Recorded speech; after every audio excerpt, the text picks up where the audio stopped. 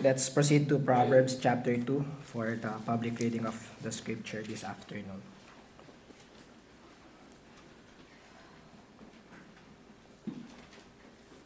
Proverbs chapter 2. My son, if you receive my words and treasure my commands within you, so that you incline your ear to wisdom and apply your heart to understanding.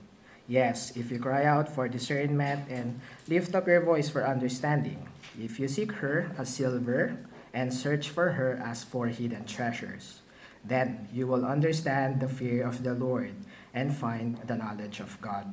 For the Lord gives wisdom. From his mouth come knowledge and understanding. He stores up sound wisdom for the upright. He is a shield to those who walk uprightly. He guards the paths of justice and preserves the way of his saints. Then you will understand righteousness and justice, equity, and every good path. When wisdom enters your heart and knowledge is pleasant to your soul, discretion will preserve you.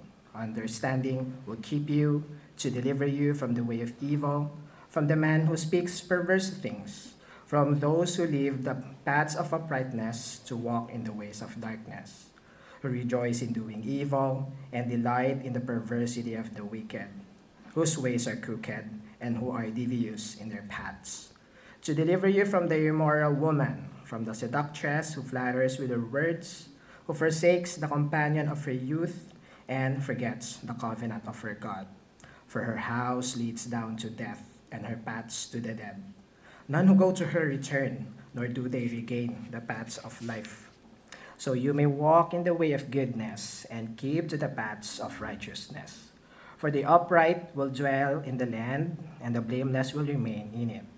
But the wicked will be cut off from the earth, and the unfaithful will be uprooted from it. Three things I want to say. First, yung sa huling bahagi po, lalo na yung sa may positive side, we need to understand na hindi naman po ito agaran o instantaneous na kalooban ng Diyos at magiging action niya. Na kapag upright ka o blameless o matuwid yung pamumuhay mo dito sa lupa ay siguradong pahahabayan ng Diyos yung buhay mo. Katulad po ito ng ideya nung inaral natin sa Colossians last week na yung promise sa mga anak kapag inobey yung mga magulang na hahaba yung buhay nila ay general principle po ito. Na ang ideya po ng hari na sa pagkakasulat niya ng karunungan na ito ay sa ganong ideya. So, wisdom is simply saying that if we live uprightly, we will have the more tendency to be on safer situation. Therefore, our life will be longer. Then second, yung sa unang part po, I just want to comment na yung first and second verses na almost kinocommand ng author, yung mga recipients niya na i-obey yung words of wisdom na meron sila. And the same exact words na meron yung mga recipients dati ay hawak din po natin ngayon. This exact book of Proverbs which I wanna say na hindi po malayo sa inyo ang karunungan. Kaparehas natin sila ng biyaya, abot kamay po natin ang karunungan. Kaya nawa ay kumiling tayo dito. At higit pa po yung biyaya para sa atin ngayon. Kasi kung sa kanila, sa panahon nila dati, itong aklat ng Proverbs, malamang-lamang sa Israel lang available. Nung buhay pa yung hari, malamang iparecite nila sa hari or after may sulat, malamang yung transcripts ay nasa temple lang or sa mga bahay-bahay sa Israel. Pero kayo po, hawak ninyo ang aklat ng karunungan na ito, the exact words, the exact book, at more blessing ay ang buong banal na kasulatan po ay taglay ninyo. That will make you wise in life and even make you wise unto salvation.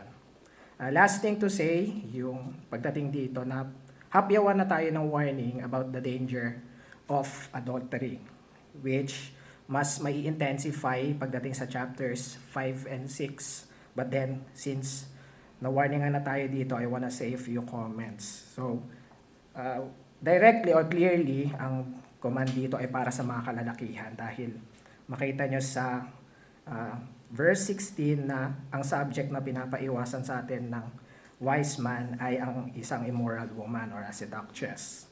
But we know from the Ten Commandments or the moral law na ang adultery ay prohibited. Therefore, Ang warning neto, we can interpret ay mag-a-apply both men and so both men and women. So wisdom is saying to us simply, never, ever, ever commit fornication. You will not have a sexual relationship and activity apart na asawa mo siya from another man or woman kung hindi mo siya asawa. Because as the word of God says, it is a suicide mission, my friend. It will kill you at the end. Nabasa natin dito na her house leads down to death, her paths to the dead. Lahat ng tumahak ng landas ng pangangalo niya, hindi na po nakabalik sa lupain ng mga buhay. At kung kayo po ay already treading in that path, or maybe tempted to tread that path, wisdom is calling to you to turn away from it. Turn away.